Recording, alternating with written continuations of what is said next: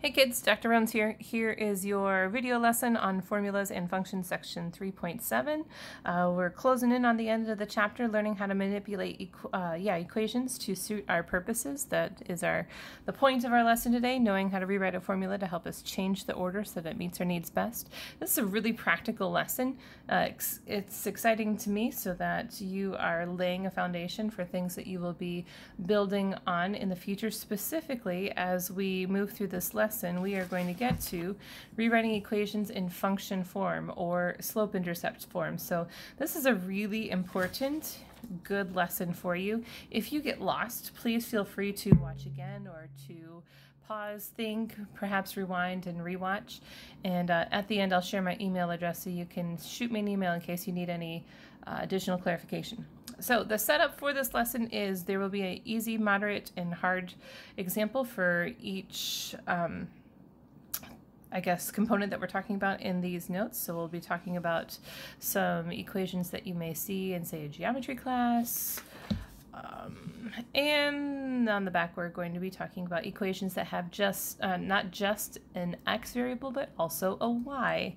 And so we'll be manipulating those too. So a lot to look forward to. So let's say we want to manipulate this equation, area equals length times width, so that the L, the length, is the leading variable. So that basically the L is what is first.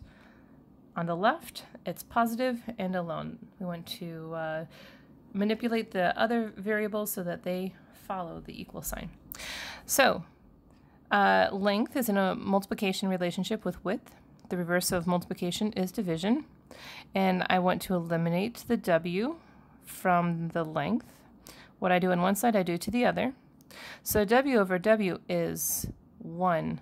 Isn't that weird? A letter over a letter is a number. And so we're left with area divided by width equals a length. Or if we're writing it in the correct format, these should follow the variable that we are trying to isolate. So the length equals area over width. And so that will be helpful to you if you are not so interested, or if you already have the area and the width of a particular rectangle, you want to know what the length of it is. All right, let's repeat that now for one that's slightly more difficult. So let's say in this surface area of a prism equation, you would like to solve for B, right in the middle, right in the thick of it. What are we going to do? All right, so in a situation like this, I strongly recommend that you take care of anything that's added or subtracted onto what you're trying to solve for. So the reverse of a positive pH is a negative pH. And I can't add pH, or sorry, I can't subtract pH from S because they are not the same variables. Another suggestion that I have for you, if you are subtracting from a variable, I recommend that you write the positive one first. This would also be the same as negative pH plus S, but it's just not written that way, just in math world, so I recommend that you write it that way. And then now there are two B's. I just want one B. So let's bring it down to 2, or one of them through division. And so I have S minus pH over 2 equals B. Or I'm going to write B first equals S minus pH over 2.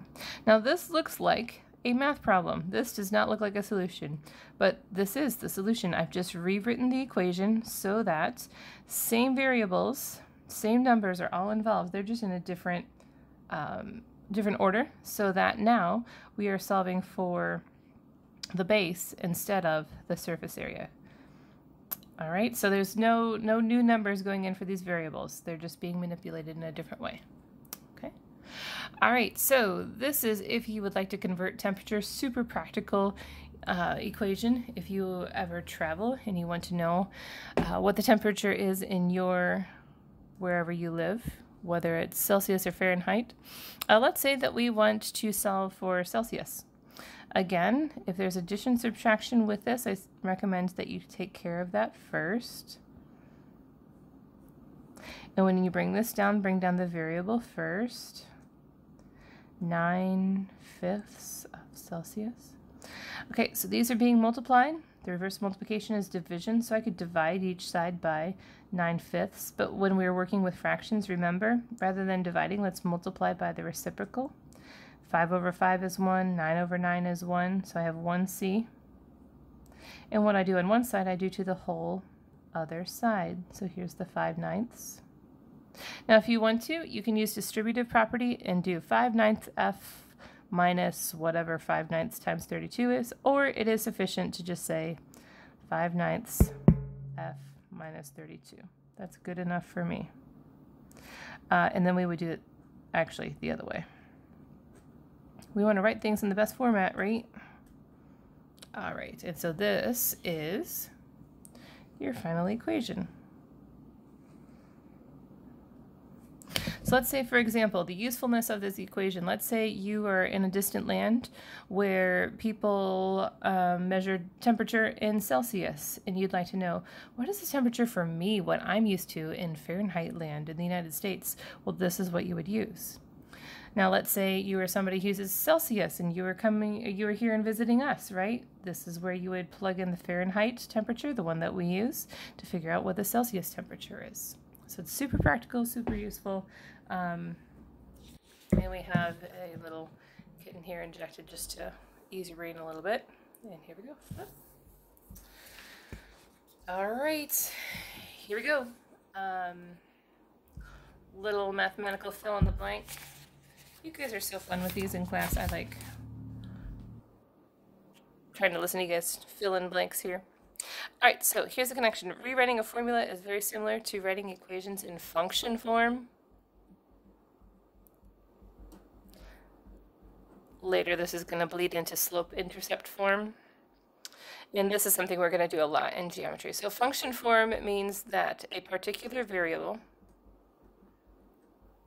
is isolated, it's alone. Now there is a phrase that says y is a function of x. That's the one you're going to see the most, and that means y is by itself. It's going to be positive and on the left. So it's going to be y equals blah, blah, blah, blah, blah, blah. So usually some number of x's and then a constant. Sometimes you'll see x as a function of y, but I have not seen that practically besides questions and worksheets.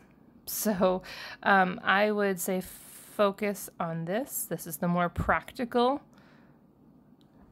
expression that we are going to see moving forward. Y is a function of x. Y equals blah, blah, blah. Okay, so let's rewrite some equations in function forms where y is a function of x, where we want y to be positive, alone, and on the left. So here, y is with a negative 4x. The reverse of a negative 4x is a positive 4x. What I do on one side, I do to the other. So y equals, we can't add x's to a constant, so we're going to bring down the variable first, and then the constant. Again, we can't add variables to constants, and the variables come first in an expression. So we would not say y equals 9 plus 4x. It's simply just not the best form of writing what we're doing. Okay, let's try a moderate example. Maybe pause this and see what you can accomplish independently and give it a go again. Okay, so here's your y. I recommend getting rid of the addition and subtraction that goes with this term. So let's get rid of our x's first. So I have negative 3y equals variables first, x's first, plus 12. And now y is being multiplied with a negative 3. The reverse of the reverse of multiplication is division. And what I do on one side, I do to the whole other side. So I'm not just dividing this by 3, I'm dividing all of this by negative 3. So negative 3 over negative 3 is 1, so I have 1y over here. Negative 18x over negative 3 is 6x. 12 over negative 3 is negative 4. So again, remember, what we do on one side of the equation, we do to the whole other side, to everything on the other side of the equation. Okay, and here's a difficult one. Again, this is getting a little bit ahead of what we're doing, but I'd like for you to see it now, just to kind of get acclimated to it before we really are in the thick of it and you're expected to do it entirely and independently. All right, so when we see parentheses, we think distributive property. So let's jump in and do that. So 2 times y is 2y. 2 times 13 is 26. And now everything else is going to come down unchanged. Let me use some colors here. There's the 8x. Oop, this is a positive 2y here. All right, so hopefully you can see what we've just done because I showed the distributive property in pink. Now, what I want is this y to be alone. And right now it's not. There's 8x's over here, and there's a positive 26 over here. Both of them have to move. And it does not matter what order you move them in. So let's just say I want to subtract the 26 first because I see there's a constant over here too. So I'm left with 8x's plus 2y's equals 10 minus 26 is negative 16. So because these are both constants, I can combine them together. So positive 10 and negative 26 is negative 16. So again, I want y to be alone. It's with a positive 8x. The reverse of a positive 8x is a negative 8x. And there are no x's on the right-hand side of the equation to subtract from. So I'm just going to bring it down negative 8x first because it is the variable, minus 16. And now, again, I want y to be by itself. It's being multiplied with a 2. The reverse of multiplication is division. And what I do on one side, I do to the whole other side.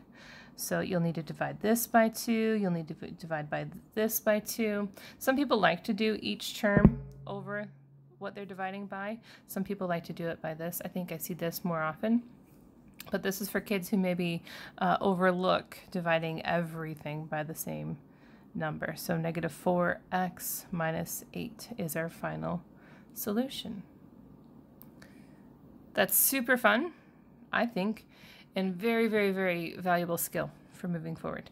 And we did talk about this fun challenge here. This is really just a little extra, but super interesting.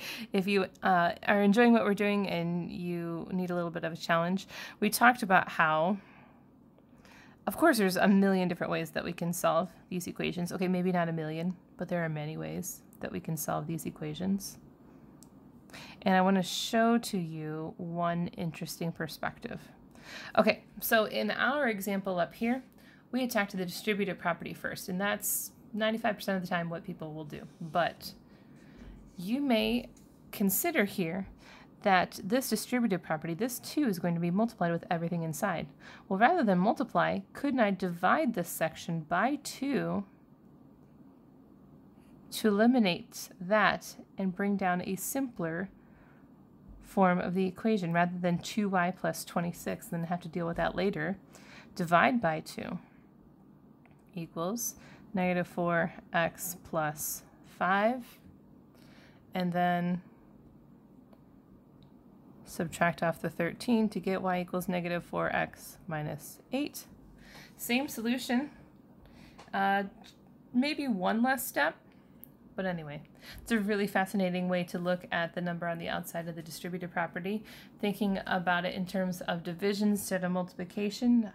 Anyway, playing with numbers is fun, establishing greater math sense and how things work together, super great, good for your brains. Okay, let's get to the homework. So this is the homework for you all. In the top section, you are simply rewriting equations so that a particular variable is leading. Let's do an example one, but not steal one from your homework. I'd like for you to have, your own questions to work on. So this one says to solve for t. So that means get t alone. So we have I equals p r t. That's what we want to be by itself. These are all being multiplied. The reverse of multiplication is division. What I do on one side, I do to the other. Whoopsie, p r. Those cancel out, those cancel out. So now t is alone. The time equals the interest over the principal rate, the principal times the rate. And that would be your solution for a question like number 1 on the B side, or questions 1 through 4 on the front side. Okay, for numbers 7 through 18, you were to write an equation so that y is a function of x. So that's y equals just like what we did in our notes. So let's see, I would say that these 3 are like the easy column in your notes. These next ones are like the middle column in your notes. And this 18 is not as bad as the hard level 1 in our notes, but that one might give you some help. Number 11 and 13, I totally think that you're oh, so many totalies. I think that you're completely capable of doing this one independently, but just in case it's getting you stuck, we'll do an example there for you. I'm just checking real quick the reverse side of your homework to see if there's a good example. Let's just do one of those. This is a freebie, guys, just for you. Lucky you. Let's do this one. So the problem is when I subtract this 2 from each side, I'm bringing down negative y equals 8x minus 2. And I had a lot of students go, what do I do now? Because y has to be alone on the left and positive. The real explanation is you need to multiply everything by negative 1. That's going to flip the sign here and then flip the signs over here. But the shortcut is to say just flip all of the signs all the way across, because negative y times negative 1 is positive y, 8x times negative 1 is negative 8x, and negative 2 times negative 1 is positive 2. And now we have an equation so that y is a function of x and y is positive. So that's what you do there. Okay? Hopefully that helps. For the next section, you are to write so that x is a function of y. So these are x equals. And then you are to sub in various numbers so that you can see what the value of x is. So let's do one of these as an example. If I have x minus y, I can add the y to each side. So x equals, ooh, tiny space, y plus 4. Okay. The second part of the instructions say to solve for x when y is negative 2, negative 1, 0, and 1. It just means sub in all of these numbers. Everybody takes a turn. And for this y. So y plus 4. Well, negative 2 plus 4 is 2. Negative 1 plus 4 is 3. 0 plus 4 is 4. 1 plus 4 is 5. So this equation is your solution for this part of the question. And then these 4 answers are for the second part of the question. I think that should probably get you going a little bit better. Okay. At the bottom, you are to rewrite equations, one for 22, one for 23, but it's kind of confusing because I don't know why this happens. So here's the equation for 22 and 23. Here's the equation for 24, 25. My most common mistake on this is kids are trying to solve this equation here for R and then not knowing where to put all these numbers in because they pulled the wrong equation for what they are doing. So just be mindful of that. Okay, so I don't want to steal those word problems for you. I'd like for you to challenge your brains to do those. If you have questions, though, I welcome you.